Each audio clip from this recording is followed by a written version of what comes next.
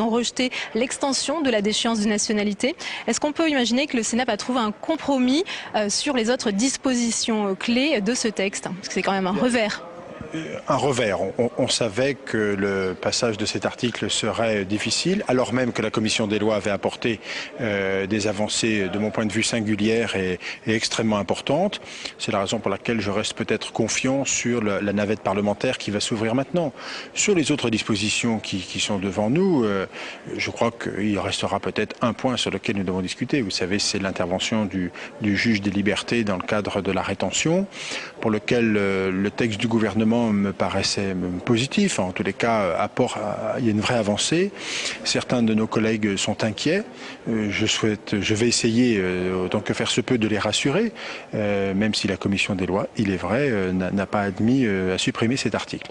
Parce que l'amendement de Gérard Longuet qui souhaitait revenir à la version initiale du Sénat a à nouveau été rejeté en commission, c'est bien ça? Alors effectivement, en commission il a été rejeté. Nous allons arriver en séance publique, pas aujourd'hui mais probablement demain ou après-demain sur ce sujet-là. Cela va faire débat, il y aura vote. Nous verrons l'issue. Je crois que c'est tout l'intérêt du débat parlementaire. Si tout était bloqué d'avance, fixé d'avance, ce serait pas tout à fait complètement intéressant. Là, il y a un enjeu de conviction et il faut expliquer. Et donc c'est ce à quoi je vais m'astreindre dans les heures qui viennent. Le gouvernement a également déposé un amendement qui prévoit que les étrangers condamnés en France pour terrorisme, une fois leur peine purgée, risqueront à nouveau 18 mois de rétention administrative. Les associations s'inquiètent de ce qui pourrait être un Guantanamo à la française. Non, attendez, alors il faut quand même préciser les choses. Cet amendement, sur le fond, vous avez raison. Il faut tout de même rappeler qu'en réalité, ce n'est pas 18 mois d'un seul coup, c'est plusieurs périodes de 3 ou 6 mois renouvelées par le juge des libertés, bien évidemment. Et le problème, c'est quoi? C'est qu'il s'agit que des personnes condamnées pour terrorisme, qui ont fait l'objet d'un renvoi dans leur pays d'origine, ne se promènent pas dans la nature indéfiniment. C'est ça le sujet. Je pense que le sujet est suffisamment grave et suffisamment important pour ne pas polémiquer là-dessus, d'autant plus que je tiens à le redire, le juge des libertés est amené à se prononcer à plusieurs reprises sur leur maintien en rétention.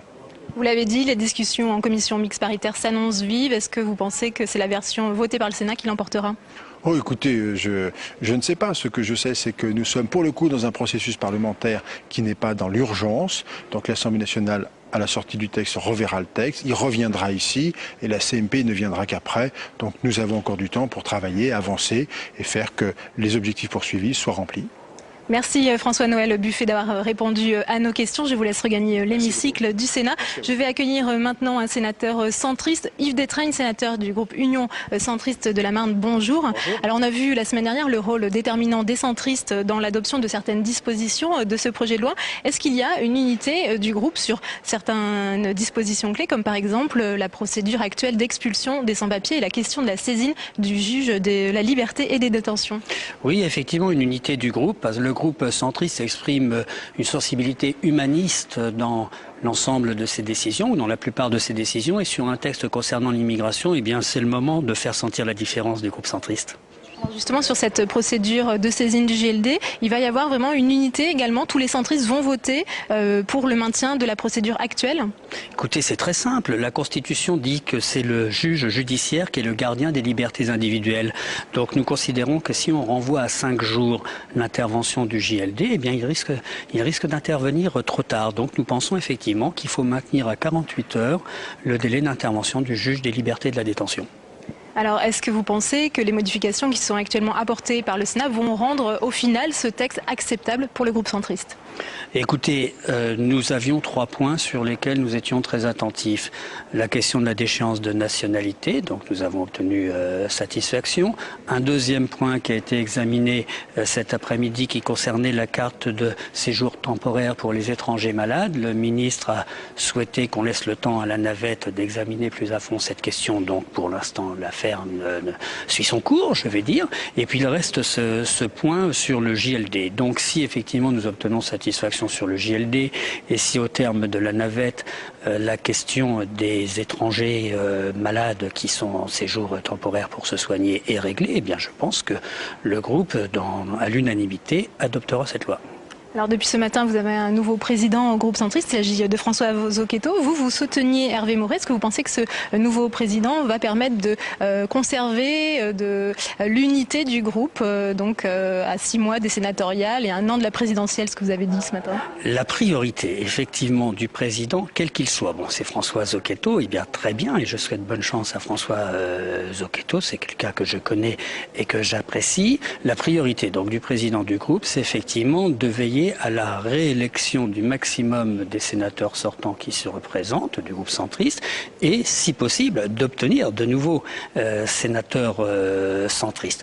Alors moi, j'avais proposé plutôt la candidature d'Hervé Maurey. Pourquoi? Parce qu'Hervé Maurey n'est pas renouvelable et que la tâche que va devoir mener le président du groupe centriste va nécessiter la possibilité de pouvoir se déplacer. Quand on est renouvelable, on a évidemment moins de disponibilité. Ceci dit, François Zocchetto est parfaitement conscient de ça. Il a pris des engagements devant le groupe. Je lui fais tout à fait confiance, il n'y a aucun doute, pour qu'effectivement il œuvre pour le maintien d'un groupe important, et plus important si possible qu'actuellement, au centre de l'hémicycle du Sénat.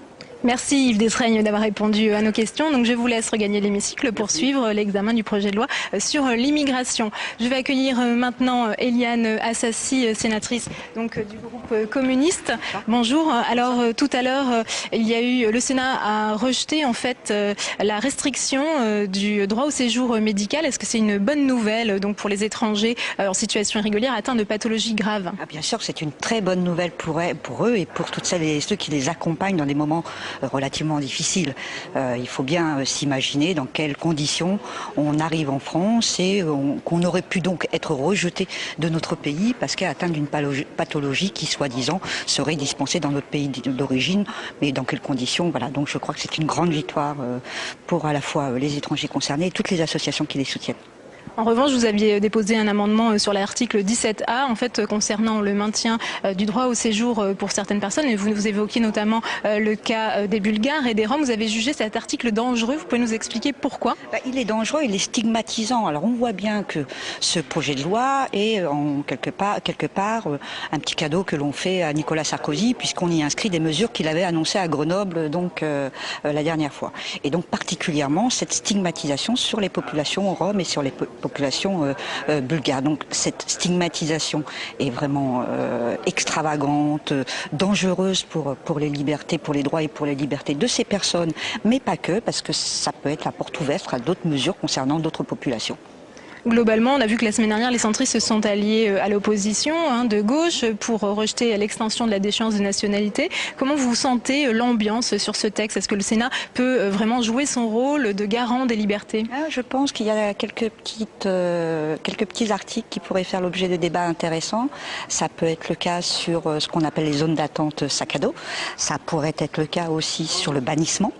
Voilà, donc je pense que ce sont encore les mariages aussi, puisqu'on n'en a pas terminé avec les mariages soi-disant gris. Donc on peut avoir des débats intéressants et j'espère en tout cas qu'il pourrait y avoir des bougées au sein même de ce qui est aujourd'hui la majorité au Sénat. En tout cas, moi j'ai confiance et ce que j'apprécie, c'est qu'il y ait un vrai débat d'idées, un vrai débat de fond et que dès lors que des parlementaires sentent que les droits et les libertés des personnes sont attaqués, il y a une relative mobilisation. Cela dit, il faut rester vigilant, rien n'est gagné d'avance. Vous évoquez effectivement la question des mariages gris, il va en être question dans quelques instants dans l'hémicycle. Vous parlez d'une escroquerie au sentiment, qu'est-ce que ça veut dire? D'une escroquerie, parce qu'on part du principe qu'un des deux ne serait pas vraiment amoureux. C'est ce qu'on appelle les mariages gris, à la différence des mariages blancs. Donc c'est de toute façon une escroquerie au sentiment. Voilà, moi je l'appelle comme ça, c'est une escroquerie au sentiment des gens et ça aussi c'est inadmissible. Sur cette question du mariage gris, qu'est-ce que vous attendez des sénateurs? J'espère qu'il va y avoir un bouger, notamment de la part des centristes qui sont un petit peu partagés effectivement sur cette question qui là encore touche aux droits et aux libertés individuelles. Donc voilà, on va se battre dans l'hémicycle et puis on espère que tout ceci va dépasser les simples rangs de l'opposition. Merci Eliane Assassi d'avoir répondu à nos questions. Donc je vous laisse regagner l'hémicycle du Sénat. Je vais accueillir maintenant Jacques Mézard, sénateur du groupe RDSE, sénateur du Cantal. Bonjour. Alors vous allez bientôt retourner dans l'hémicycle pour aborder la question des mariages gris. Alors pour vous c'est une notion subjective. Qu'est-ce que ça veut dire? Le mariage gris, très simplement, c'est par exemple un Français qui est amoureux et qui épouse par exemple une femme qui lui aurait dissimulé qu'elle ne l'aime pas et qu'elle l'épouse simplement pour entrer sur le territoire français. C'est une notion qui est extrêmement vague, d'ailleurs le rapport de la Commission le dit très clairement, et le texte prévoit qu'il y ait une sanction de 5 ans de prison et 15 000 € d'amende. En fait, c'est surtout un affichage parce que la répression du mariage blanc, c'est-à-dire de la dissimulation volontaire de ce mariage pour des raisons qui sont des raisons de nationalité existent déjà dans le code. Et il y a très peu de cas qui sont poursuivis, en moyenne une quarantaine par an. Donc arriver à faire la preuve que l'un dissimule et que l'autre est amoureux, je souhaite bon courage aux juridictions françaises si vraiment ce texte passe tel qu'il est. Justement, comment on va pouvoir prouver de sa bonne foi ? C'est toute la difficulté de l'exercice et c'est là où on démontre que c'est vraiment une volonté d'affichage médiatique, mais que cela n'a aucun sens au niveau du concret, de la vie de tous les jours. Donc il y a une stigmatisation, selon vous, des étrangers. En fait, on se marie uniquement quand on est étranger pour obtenir la nationalité française, c'est ça?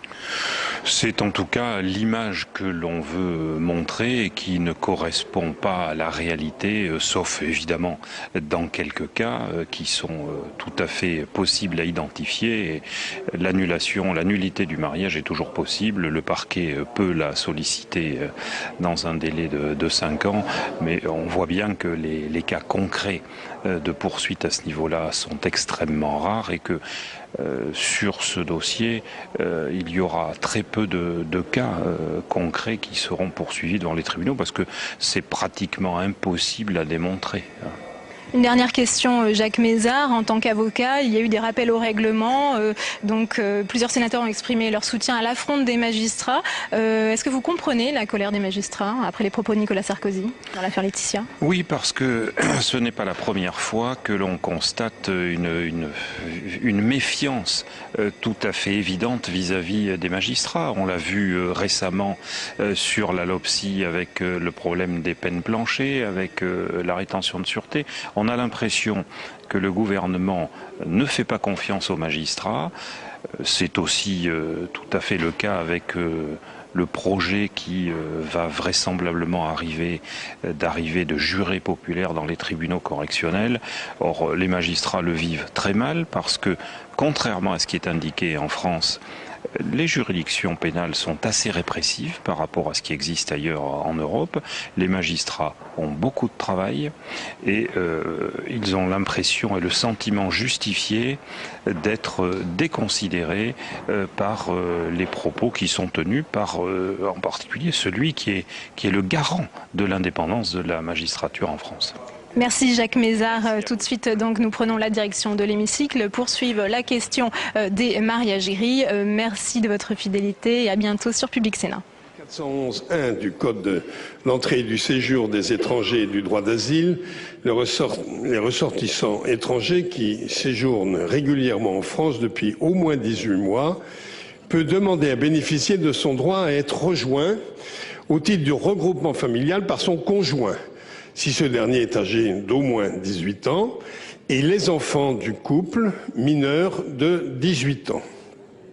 En application de l'article L. 411.4, l'enfant éligible à cette procédure s'entend comme celui ayant une filiation légalement établie, y compris l'enfant adopté, en vertu d'une décision d'adoption sous réserve de la vérification par le ministère public de la régularité de cette décision lorsqu'elle a été prononcée à l'étranger.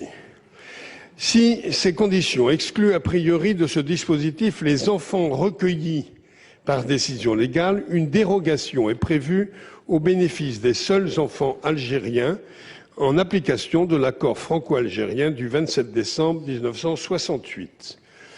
Pour les enfants qui sont nés ailleurs, l'autorité consulaire apprécie souverainement au cas par cas la délivrance d'un visa de long séjour Outre les refus de visa qui demeurent fréquents et peuvent favoriser l'entrée illégale de ces enfants en France, cette situation a des répercussions sur les droits sociaux des intéressés qui ne peuvent prétendre aux prestations familiales. L'octroi de ces prestations pour les enfants étrangers suppose en effet que ces derniers soient entrés régulièrement en France par la procédure du regroupement familial, condition impossible à remplir pour les enfants sous kafala autres qu'algériens. Comme l'implique la jurisprudence du Conseil d'État et du CEDH, il apparaît nécessaire de modifier le CESEDA afin de prévoir que les enfants régulièrement recueillis en France, selon une décision de recueil légale, sont éligibles à la procédure de regroupement familial. Pour toutes ces raisons, je vous propose d'adopter le présent amendement. Merci. Quel est l'avis de la Commission, monsieur le rapporteur? Madame le Président, Monsieur le Ministre, sur cet amendement 335, je rappelle effectivement qu'il vise à créer un droit au regroupement familial pour les enfants mineurs régulièrement recueillis, notamment par un étranger établi en France. C'est vrai que tout en reconnaissant que la procédure de regroupement familial ne peut en principe bénéficier qu'aux enfants de l'intéressé, la juridiction administrative impose à l'administration d'en étendre le bénéfice au cas par cas aux enfants n'appartenant pas à cette catégorie si le refus de l'administration est susceptible de porter une atteinte disproportionnée au droit de l'intéressé à mener une vie familiale normale ou d'être contraire à l'intérêt supérieur de l'enfant. Il semble donc que cet amendement 335 soit largement satisfait par le droit en vigueur, sans qu'il soit nécessaire de créer une catégorie spécifique. C'est la raison pour laquelle la Commission des lois a émis un avis défavorable. L'avis du gouvernement, monsieur le ministre. Oui, madame la présidente. Donc, l'opportunité du regroupement familial est appréciée au regard de l'intérêt supérieur de l'enfant. C'est ça qui, naturellement, qui doit compter. Et de ce fait, d'ailleurs, le Conseil d'État a rappelé que l'intérêt de l'enfant, je le cite, est en principe de vivre auprès de la personne qui, en vertu d'une décision de justice qui produit les effets juridiques en France, est titulaire à son égard de l'autorité parentale. Il ne s'agit pas donc, si on décline cela, il ne s'agit donc pas d'une procédure d'adoption et il ne s'agit pas d'un cas d'ouverture au regroupement familial, même si le préfet d'ailleurs peut accorder celui-ci dans ce cadre. Mais enfin, en tout cas, pour les deux premières raisons, donc avis défavorable. Bien, s'il n'y a pas d'explication de vote, je vais mettre aux voix cet amendement qui a été présenté par monsieur Gauthier. Ceux qui sont favorables à son adoption?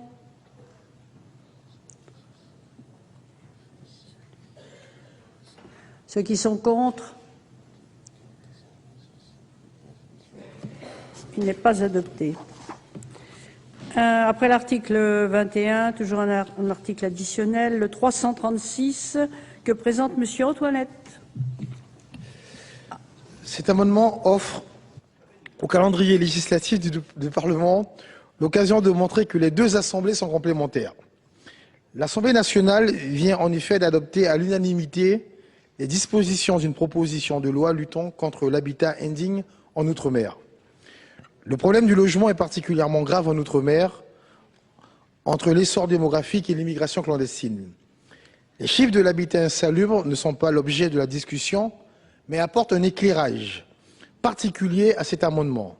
En Guyane, à titre d'exemple, 11% des logements n'ont pas d'électricité, 14% pas l'eau courante, et 40% seulement sont reliés à tout à l'égout. 20% du patrimoine bâti peut être considéré comme un habitat insalubre et indigne. Je peux proposer un exemple que l'actualité du Brésil rend particulièrement grave. En effet, dans un quartier de Cayenne, situé sur le flanc ouest du mont Baduel, 200 familles sont logées dans des habitations de fortune sur des parcelles dont le terrain menace de s'ébouler. Si l'ampleur de cette situation est intolérable en Outre-mer, elle ne l'est pas moins en métropole. La politique de la ville se doit de résorber avec les moyens qu'ont à leur disposition les communes, le département et la région, les habitations insalubres. Or, le constat que font les acteurs locaux lors de la mise en place de ces opérations de restructuration et de rénovation urbaine est qu'une partie de la population occupant ces logements indignes est en situation irrégulière. Procéder alors à une politique de résorption de l'habitat insalubre revient à traiter un problème de taille, celui de la situation d'un grand nombre de personnes sans papier, installées parfois depuis des années. Or, puisqu'il n'est pas possible de reloger ces personnes, l'absence de titre régulier fait obstacle à l'attribution d'un logement social, même provisoire. Il faut soit régulariser ces personnes, soit les expulser. Devant les troubles à l'ordre public, également à l'ordre économique, que cette confrontation peut générer, les acteurs publics renoncent bien souvent à mettre en œuvre leurs opérations d'urbanisme, ce qui laisse perdurer une situation insoutenable. L'autre alternative qui est pratiquée est tout aussi intenable. L'opération de restructuration urbaine se fait avec les services de l'immigration de la préfecture, qui s'engagent à traiter les dossiers le plus rapidement possible, avec souplesse, en ce qui concerne les conditions de ressources, afin de pouvoir reloger ces habitants dotés d'un nouveau titre de séjour valide et expulser les autres. Pour permettre aux collectivités d'assurer leur politique de résorption de l'habitat insalubre sans trop craindre pour l'ordre public, je propose avec cet amendement de supprimer la condition de ressources pour l'obtention d'un titre de séjour pour les habitants de ces zones de réhabilitation urbaine. Merci. L'avis de la Commission, Monsieur le rapporteur. Oui, Madame le Président, sur cet amendement 336, la Commission a émis un avis défavorable. Je rappelle que cet amendement propose d'exempter de la condition de ressources et de la condition de détention d'une assurance maladie certains étrangers qui sollicitent un titre de séjour et qui résident dans une zone d'habitation insalubre faisant l'objet d'une opération de restauration urbaine. Deux observations sur cet amendement. Tout d'abord que son dispositif vise uniquement les titulaires d'une carte de résident de longue durée Communauté européenne délivrée par un autre État membre de l'Union européenne, ainsi que les membres de leur famille, ce qui paraît particulièrement restrictif. Deuxième observation sur le fond, cet amendement présente l'inconvénient d'introduire, évidemment, me semble-t-il, une discrimination entre les étrangers résidant dans une zone d'habitation visée par une opération de restauration urbaine, immobilière, et les autres, évidemment. Dans ces conditions-là, la Commission a émis un avis défavorable. Le gouvernement, Monsieur le ministre. Monsieur Antoinette, je comprends l'objectif de votre proposition, mais très concrètement, cela aboutirait à créer une sorte de prime à la clandestinité. Alors ça peut peut-être faire plaisir à Madame Boum-Diane-Thierry, je ne sais pas, mais honnêtement, ce n'est pas l'objectif du texte. Donc c'est pour cela, même si encore une fois je comprends l'objectif, que j'émets un avis défavorable. Merci. Monsieur Antoinette. Si, Monsieur le ministre, dans le cadre de la déclaration, vous avez proposé d'être des praticiens. Or là, c'est un amendement qui propose effectivement d'apporter des réponses pragmatiques par rapport à des situations que tous les maires rencontrent quand il s'agit donc de faire de la résorption de l'habitat insalubre. Nous savons très bien qu'il y a des familles qui sont en situation irrégulière, qui ne peuvent pas être relogées, et dans les faits, les services n'arrivent pas à expulser ces personnes. Donc ce sont des personnes qui restent toujours sur le territoire de la commune, qui restent sur, je dirais, entre guillemets, le compte des collectivités locales. Que faisons-nous dès lors dans ces cas pratiques? Merci. Pas d'autres demandes d'explication de vote. Je mets aux voix cet amendement qui a été présenté par Monsieur Antoinette. Ceux qui sont favorables à son adoption.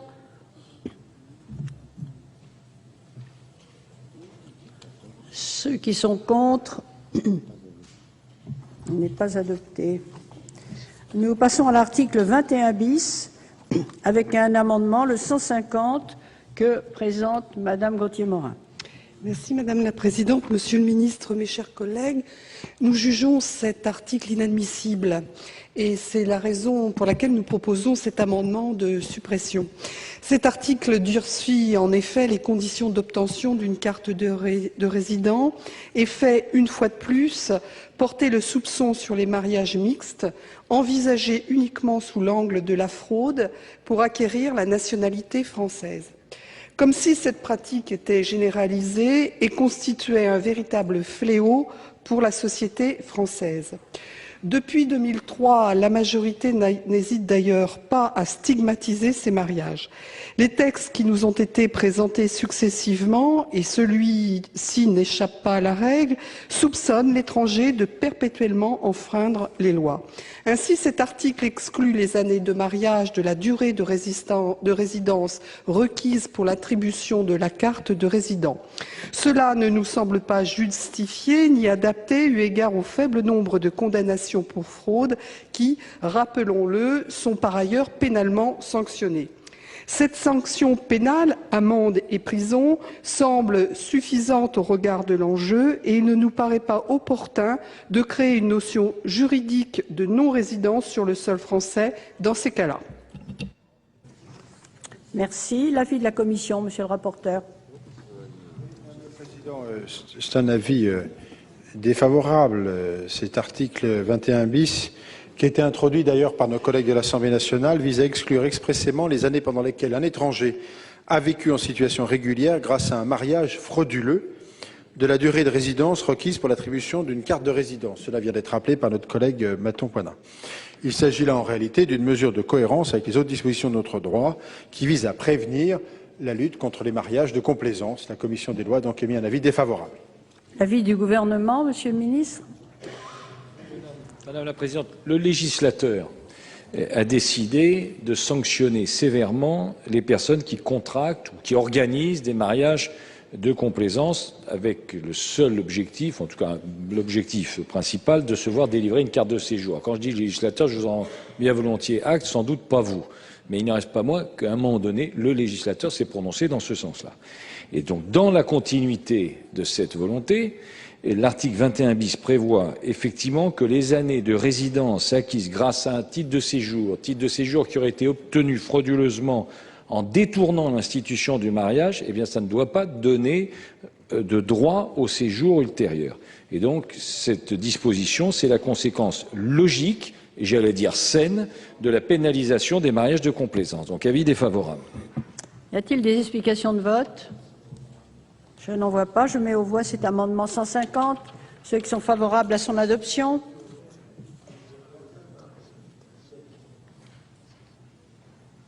Ceux qui sont contre.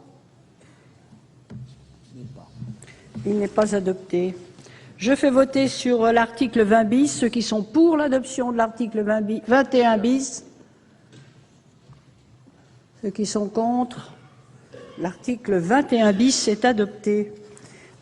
Un autre article additionnel après l'article 21 bis, le 345 rectifié que présente Monsieur Anziani. Oui, Madame la Présidente, Monsieur le Ministre, mes chers collègues, la directive 2309 a pour objet d'harmoniser les conditions d'acquisition du statut de résident de longue durée. Et cette directive pose un certain nombre de règles pour les États européens. Et nous le savons, une des règles, c'est que les États peuvent évidemment appliquer des dispositions plus favorables, mais ne peuvent en aucun cas avoir une législation plus restrictive. Et donc, on ne peut pas ajouter de conditions qui ne sont pas prévues par la directive. Pourtant, dans ce texte, nous voyons que sur 3 points, ce texte est plus dur que le texte de la directive. Le premier point, c'est l'acquisition du statut de résident de longue durée dans un État membre. La directive sur ce point est très claire. Son article 4 précise, les États membres accordent le statut de résident de longue durée aux ressortissants de pays tiers, etc., etc. Donc c'est bien accorde. Tout à l'heure, d'ailleurs, votre prédécesseur, Monsieur le ministre de l'Intérieur, nous a fait une leçon de conjugaison pour nous dire que lorsque le verbe est à ce temps, alors il n'y a pas besoin d'impératif et que ça va de soi que accorde, ça veut dire de droit, quoi. Eh bien, pourtant, si on regarde le texte que vous nous présentez, et l'article 314.8 exactement, on voit que ce verbe accorder perd son sens et qu'il n'y a pas d'acquisition de plein droit, mais qu'il y a un pouvoir discrétionnaire du préfet. Donc il y a là une première non-conformité à la directive. Deuxième non-conformité, la directive prévoit l'obligation de justifier de sa volonté de s'établir durablement en France n'est pas une condition nécessaire. Et elle pose en fait que lorsqu'une personne a résidé régulièrement dans un État membre pendant 5 années consécutives, eh bien, il y a là la preuve de son ancrage de la personne dans le pays. et donc c'est une preuve qui est suffisante. Et bien là encore, le texte que vous nous proposez n'est pas conforme à ce texte de la directive. Troisième point, la directive précise qu'il y a un caractère suffisant des ressources au regard des conditions de logement et que ce caractère suffisant ne doit pas être plus durement explicité qu'elle ne le fait elle-même. Eh bien là, vous avez dans votre texte une condition plus importante puisqu'il y a nécessité de l'avis du maire. Et donc pour toutes ces raisons, eh bien, il nous semble que sur ces 3 points, au moins, bien sûr, le texte que vous nous présentez n'est pas conforme à la directive et c'est la raison pour laquelle nous vous proposons cet amendement qui rétablit tout le sens de la directive européenne. Merci. Quel est l'avis de la Commission, monsieur le rapporteur? Donc sur cet amendement 345 rectifié, donc je rappelle qu'effectivement il propose de modifier les conditions d'attribution de la carte de résident afin, selon les auteurs, de mettre notre droit en conformité avec le droit communautaire. Moi, je voudrais rappeler que les conditions prévues par le droit national pour l'obtention d'une carte de résident paraissent, du point de vue de la Commission, en tous les cas, conformes à la directive du 25 novembre 2003. L'article 5 de la directive prévoit en effet que les États membres exigent du ressortissant d'un pays tiers de fournir la preuve qu'il dispose pour lui et pour les membres de sa famille qui sont à sa charge, 1, de ressources stables, régulières et suffisantes pour subvenir à ses propres besoins et à ceux des membres de sa famille sans recourir au système d'aide sociale de l'État membre concerné, 2, d'une assurance maladie pour tous les risques normalement couverts pour leurs propres ressortissants dans l'État membre concerné. Par ailleurs, les États membres, je cite, peuvent exiger que les ressortissants de pays tiers satisfassent à des conditions d'intégration conformément à leur droit national. On peut donc parfaitement considérer que l'examen des conditions d'activité professionnelle, de logement et actuellement prévu par le texte en vigueur constitue une déclinaison de ces dispositions et la Commission des lois a donc émis un avis défavorable. Ministre, l'avis du gouvernement? Même avis.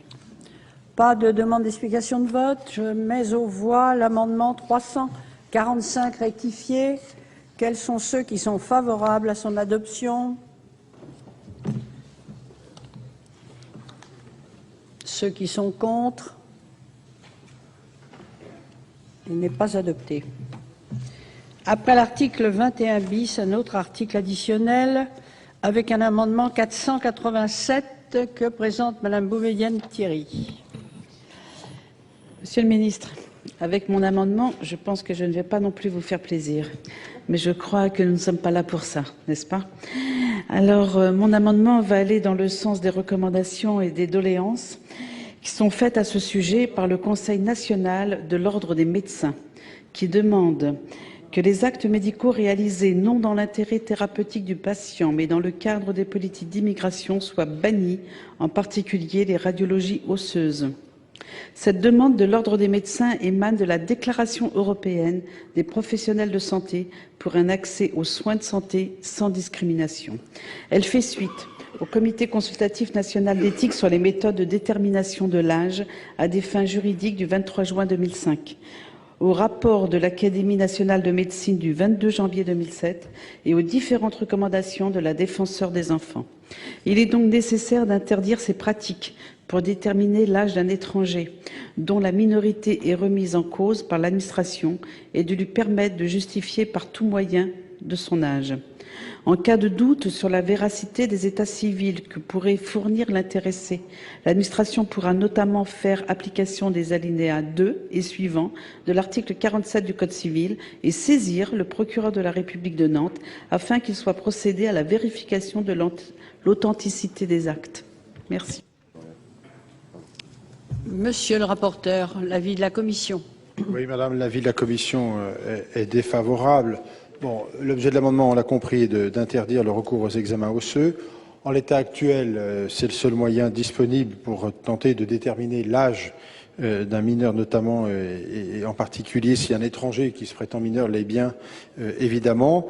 Les documents d'origine d'état civil étant souvent soit absents, soit parfois même douteux quant à leur garantie d'authenticité. Voilà ce qu'on peut dire, et qu'en l'état des choses et de la situation, on n'a pas d'autres éléments ou d'autres moyens de pouvoir faire beaucoup mieux que l'existant, sauf à ce qu'il y ait d'autres informations qui nous soient données. Mais la Commission a émis un avis défavorable. Monsieur le ministre, l'avis du gouvernement. Thierry. En fait, ce que je vois plus là, bon, voilà, bon. Ce que vous proposez, en fait, c'est d'interdire, si j'ai bien compris, le recours aux méthodes médico-légales pour déterminer l'âge d'un étranger qui s'affirme être mineur. C'est ça l'idée, concrètement. Ce dispositif, quand même, je vous le rappelle, est encadré. Il est encadré très précisément. Et il y a de nombreuses garanties. D'abord, ça ne peut être utilisé que sur décision du procureur. Deuxièmement, cette méthode n'est utilisée que dans le cas où il existe un doute sérieux sur l'état civil de l'étranger. Et en été, vous savez très bien qu'entre 16 et 18 ans, il est très difficile de déterminer qui est majeur, qui est mineur. Bon. Et en cas de doute, l'étranger est considéré donc comme mineur et bénéficie de tous les droits, toutes les protections qui sont attachées au statut de mineur. Alors, je pense qu'il y a une ambiguïté, ou en tout cas peut-être une information que vous n'avez pas rappelée.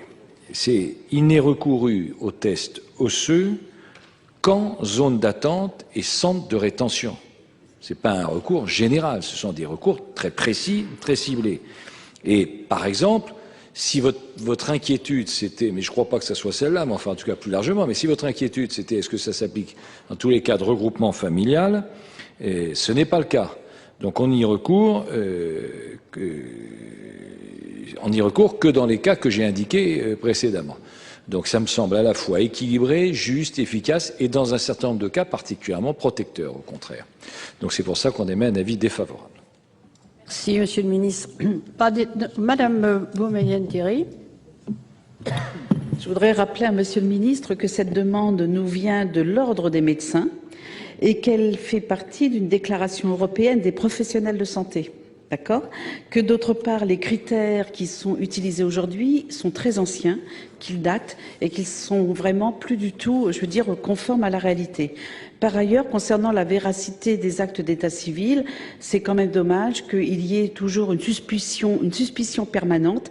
Et si vraiment cette suspicion existe, alors pourquoi ne pas tout simplement demander à notre, à notre administration de permettre la vérification de cet état civil? Merci. Pas d'autres demandes d'explication de vote. Je mets aux voix l'amendement 487. Ceux qui sont favorables à son adoption voudront bien l'exprimer en levant la main.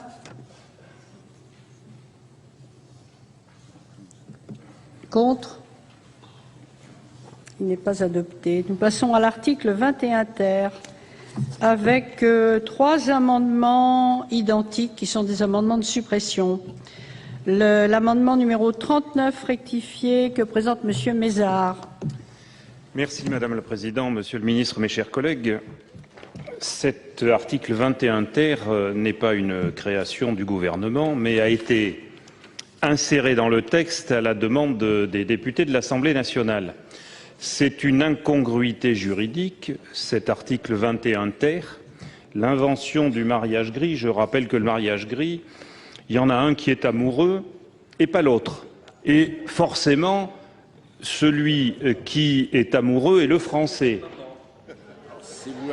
Et donc, celui qui n'est pas amoureux est l'étranger. J'ai résumé, mais c'est exactement la réalité. Et ce merveilleux texte introduit par les députés veut appliquer au mariage dit gris, mais nous sommes vraiment dans la grisaille juridique, les peines qui sont appliquées par l'article L623-1 au mariage de complaisance. En moyenne, il y a une quarantaine de condamnations par an, en disant que ces peines, c'est-à-dire 5 ans d'emprisonnement et 15 000 € d'amende par rapport à la proposition de la Commission, parce que les députés étaient allés jusqu'à 7 ans, qui autant le faire largement, eh bien, cet article dit ces peines.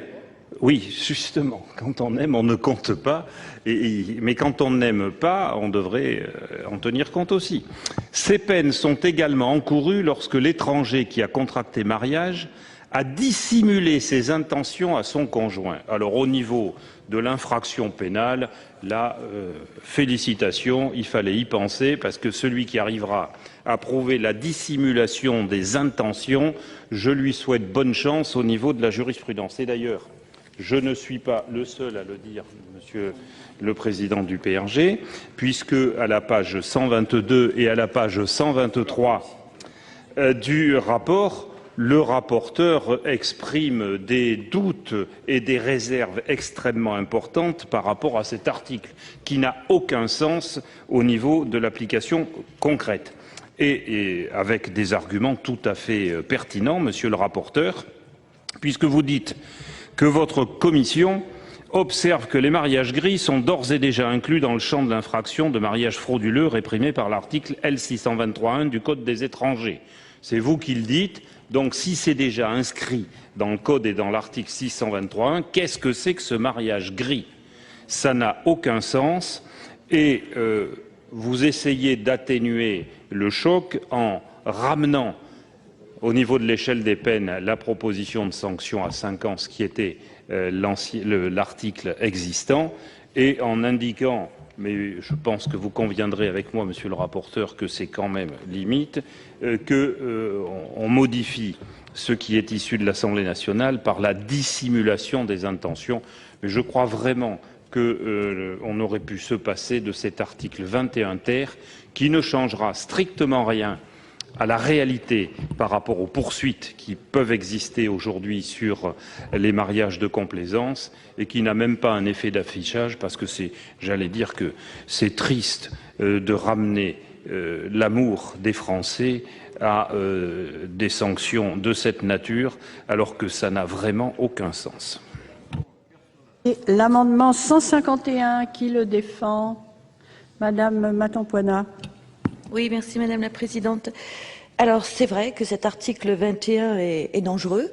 Dangereux parce qu'il porte en lui en fait une conception suspicieuse de l'étranger et envers également les mariages mixtes. Il vise en effet à réprimer les mariages dits gris, où le conjoint français aurait été abusé par son conjoint étranger. Et comme l'a si bien relevé mon collègue Monsieur Mézard, c'est bien le conjoint étranger qui serait le fauteur de troubles. Donc il crée, cet article, un délit d'escroquerie au sentiment qui ne présente pas les caractéristiques de sécurité juridique suffisantes. Comment apporter la preuve de l'escroquerie au sentiment? Et comment également prouver la bonne foi du conjoint français? Il nous paraît particulièrement dangereux d'introduire dans la loi des dispositions aussi floues et aussi subjectives. Mais elles ont pour seule conséquence d'accroître l'insécurité et la précarité de statut dans laquelle se trouvent les couples mixtes et particulièrement le conjoint étranger. De plus, cette mesure est plus que superflue. L'arsenal juridique est largement pourvu en matière de lutte contre les mariages blancs. La multitude de réformes relatives à l'immigration engagées d'ailleurs depuis 2003 est obnubilée par le mariage de complaisance. Alors, n'est-ce pas suffisant? Ce sont pléthore de mesures inadmissibles qui ont été adoptées.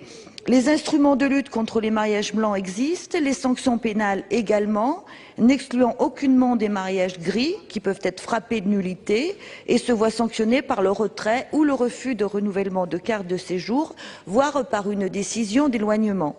Donc ce dispositif tend à faire croire que cette situation échapperait à la loi, ce qui est loin d'être le cas. Il n'y a donc aucune raison de l'évoquer de manière particulière, ni d'aggraver les sanctions applicables. Bon, je crois que cet article est à rejeter en votant notre amendement pour que cette surenchère sur les mariages de complaisance cesse enfin. Le 337, Madame Boumedienne-Thierry. Oui, cet amendement vise à supprimer l'article 21 ter relatif à l'augmentation des peines pénales encourues par un étranger accusé de mariage de complaisance avec tromperie volontaire, ce que vous avez appelé donc le mariage gris. Cet article nauséabond stigmatise les mariages mixtes et introduit une nouvelle suspicion, celle de fraude au sentiment, qui pèse uniquement sur la personne de l'étranger, évidemment. Cette disposition est donc contraire à l'article 1er de la Constitution qui assure l'égalité de tous devant la loi, les Français étant, selon la rédaction de cet article 21 ter, exempts de tout soupçon. Par ailleurs, en pratique, cette mesure qui présuppose qu'il soit statué sur la nature et l'intensité des sentiments d'un conjoint est évidemment inapplicable, sauf à conduire à l'arbitraire. Sur quel élément se fonder in concreto pour déterminer qu'un tel ou une telle a pu feindre des sentiments en vue de conclure une union maritale et donc, selon la philosophie de cet article, dans le seul but d'obtenir un titre de séjour ou encore la nationalité française. Enfin, permettez-moi, Monsieur le Ministre, de vous rappeler qu'en droit civil de la famille, le dol, c'est-à-dire les manœuvres mensongères ayant été déterminantes du consentement, n'est pas une cause d'annulation du mariage. En effet, ce principe étant repris par Antoine Loisel, considéré comme le premier penseur du droit français, dans une formule devenue adage du droit civil français, un mariage trompe qui peut.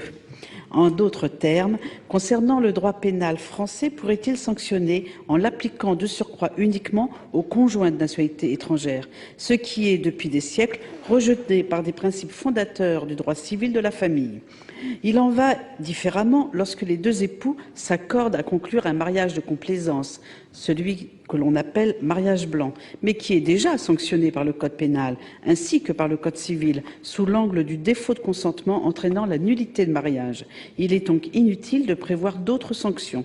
Cet amendement de suppression doit donc être adopté, l'article 21 ter étant à la fois en effet discriminant envers les conjoints de nationalité étrangère, de plus inutile et inapplicable.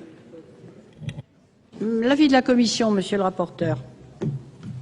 Oui, Madame le Président, sur ces trois amendements, la Commission a émis un avis défavorable parce qu'il sollicite et demande la suppression pure et simple de l'article prévu par ce texte. Pour autant, je voudrais préciser que la Commission des lois a revu complètement la rédaction de cet article pour tenir compte notamment des observations que vous avez relevées tout à l'heure. La première a été d'intégrer la notion de mariage gris dans la législation applicable aujourd'hui. Donc il n'y a pas de difficulté, me semble-t-il, sur ce point. Et par ailleurs, en reprenant la sanction pénale encourue pour la maintenir ou dans l'état du droit positif. Donc, et ceci sur la base d'un amendement que j'avais déposé et qui a été approuvé par la Commission des lois. Je voudrais peut-être vous rappeler simplement la rédaction qui a été proposée, c'est celle relative, je cite, « Ces peines sont également encourues lorsque l'étranger qui a contracté mariage a dissimulé ses intentions à son conjoint ». C'est-à-dire que par cette rédaction, on a à la fois précisé les conditions dans lesquelles le mariage était intervenu et en même temps maintenu le niveau d'échelle des peines. Voilà la raison pour laquelle l'avis est défavorable. Merci. Monsieur le ministre, l'avis du gouvernement.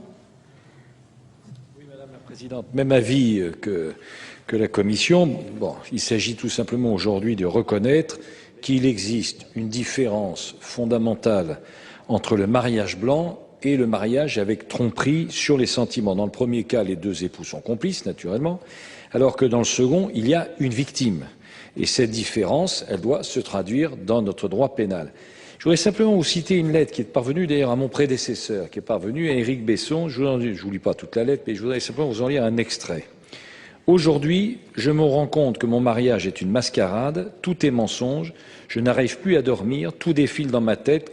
Comment j'ai pu être aussi naïf pour croire en ces sentiments? Ma famille m'avait pourtant prévenu, mais j'étais aveuglé. Je pensais offrir ma virginité à l'homme de ma vie, mais s'il s'est avéré un monstre de la pire... Écoutez, si ça vous fait sourire, c'est votre droit, je vous dis. C'est une lettre qui est parvenue, qu'on tient à votre disposition.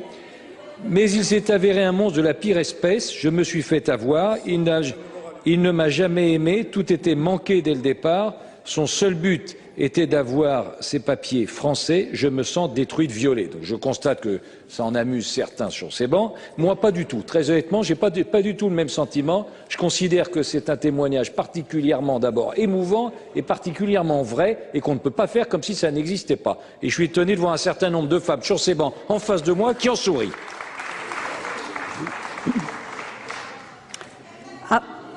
Avant de... S'il vous plaît. Avant de mettre aux voix cette série d'amendements de suppression, Madame Tasca, vous vouliez dire un mot? Oui. Si, Madame la Présidente, je voudrais en effet faire une explication de vote.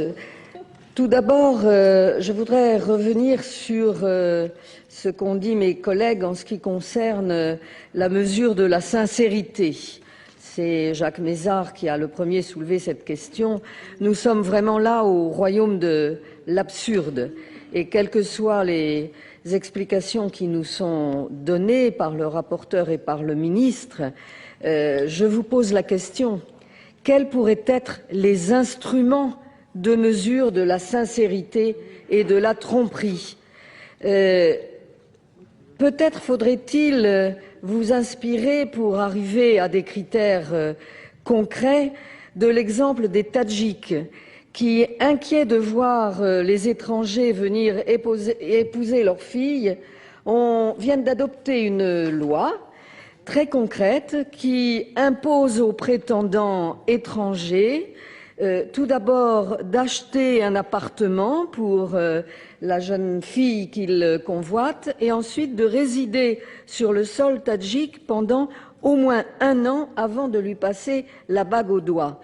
Ça a au moins le mérite d'être tangible, je dirais même en espèces sonnantes et trébuchantes, et de ne pas dépendre de l'arbitraire et de l'intrusion dans la vie intime. En résumé, cet article 21 ter est scandaleusement discriminant à l'égard des étrangers. Il crée un obstacle nouveau au mariage mixte et à l'établissement d'une vie familiale qui est pourtant une liberté fondamentale. J'ajoute que ce texte est absolument disproportionné avec la réalité du phénomène des mariages mixtes, quand on sait qu'en 2004, sur 88 123 mariages mixtes célébrés, seuls 395 mariages blancs ont été annulés par la justice, soit 0,45%. Faut-il rappeler d'ailleurs que le renouvellement de la carte de séjour temporaire est, lui, subordonné au fait que la communauté de vie n'est pas cessée. Faute de preuves d'amour, c'est au moins une garantie de constance. Avec cette invention du mariage gris, la majorité, une fois de plus, distille dans l'opinion publique, ou cherche à distiller dans l'opinion publique, dont j'espère qu'elle sera plus clairvoyante que nos gouvernants, une méfiance irraisonnée à l'égard des étrangers. C'est un poison dangereux, Monsieur le Ministre, pour notre démocratie. C'est pourquoi nous proposons d'adopter les amendements de suppression. Merci, Madame la Présidente. Monsieur Mézard. Merci Madame le Président, Monsieur le Ministre, mes chers collègues. Une explication de vote courte. Je crois vraiment qu'au-delà des positions de principe légitimes des membres de cette Assemblée, il y a dans cet article 21 ter quelque chose qui est extrêmement choquant. Parce que je l'ai dit tout à l'heure, c'est manifestement inapplicable. Et alors, Monsieur le Ministre nous a lu une lettre extrêmement intéressante adressée à Monsieur Besson.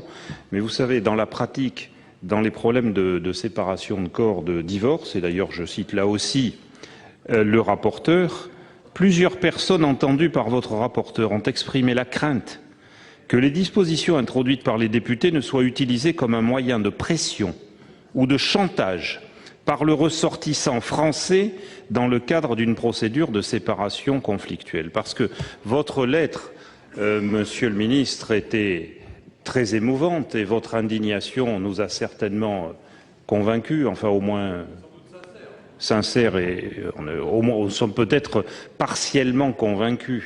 Bon. Mais vous savez, je suis convaincu dans la pratique, pour l'avoir vécu professionnellement, qu'il y a beaucoup plus de séducteurs et de séductrices français qui ont utilisé ce type de mariage au détriment de l'étranger.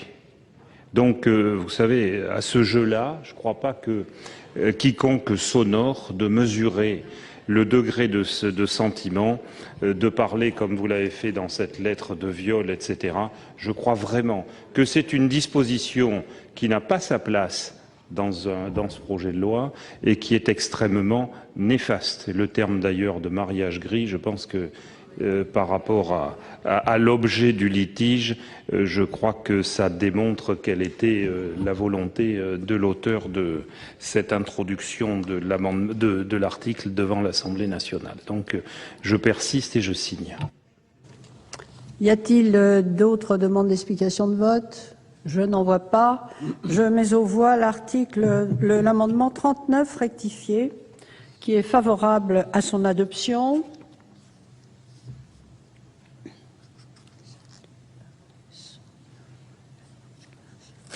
Qui est contre? Il n'est pas adopté. Même vote pour le 151. C'est un amendement de suppression. Même vote. 337. C'est un amendement de suppression. Même vote. Donc, ils ne sont pas adoptés. Et je fais voter sur l'article 21 ter. Ceux qui sont favorables à l'adoption de l'article 21 ter, voudront bien l'exprimer. Ceux qui sont contre, il est adopté. Après l'article 21 ter, un amendement 497 qui est présenté par Monsieur Buffet au nom de la Commission des lois. Oui, il s'agit simplement, Madame la Présidente, d'intégrer l'article 12 bis dans le chapitre consacré au titre de séjour plutôt que celui des zones d'attente. Si l'avis du gouvernement sur cet amendement, Monsieur le Ministre.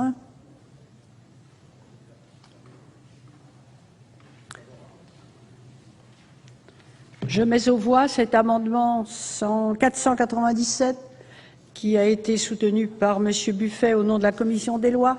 Quels sont ceux qui sont favorables à son adoption? Ceux qui sont contre ou qui s'abstiennent? L'amendement est adopté. Un article additionnel après l'article 21 ter, le 342, qui le présente, Monsieur Anziani.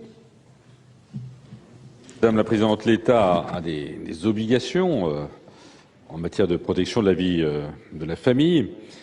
Ces obligations, c'est évidemment de s'abstenir de porter atteinte à la vie privée, à la vie familiale.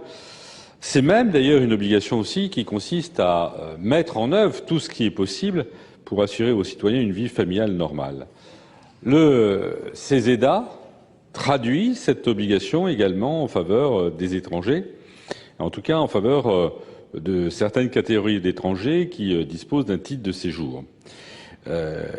Et on voit bien la philosophie de tout ça. Ces titres de séjour sont soumis à la présentation d'un visa de long séjour qui, lui, n'est pas le droit. Et voilà bien la contradiction. C'est que d'un côté, le CESEDA dit, au fond, vous avez le droit au respect de votre vie familiale, vous avez le droit donc à mener cette vie familiale comme vous le souhaitez, mais en même temps, on pose immédiatement une condition qui est celle du visa, et que le visa n'étant pas de droit, la deuxième condition ne permet pas de satisfaire cette obligation générale de l'État. Alors nous proposons d'aller jusqu'au bout de la logique, et donc nous proposons de mettre tout cela en conformité et de dire qu'il n'y aura plus besoin ou plus exactement, avec cet amendement, nous proposons de délivrer de plein droit un visa aux personnes qui sont mentionnées au 1, au 2, au 3, au 4 et au 7 de l'article L211-2 du CESEDA.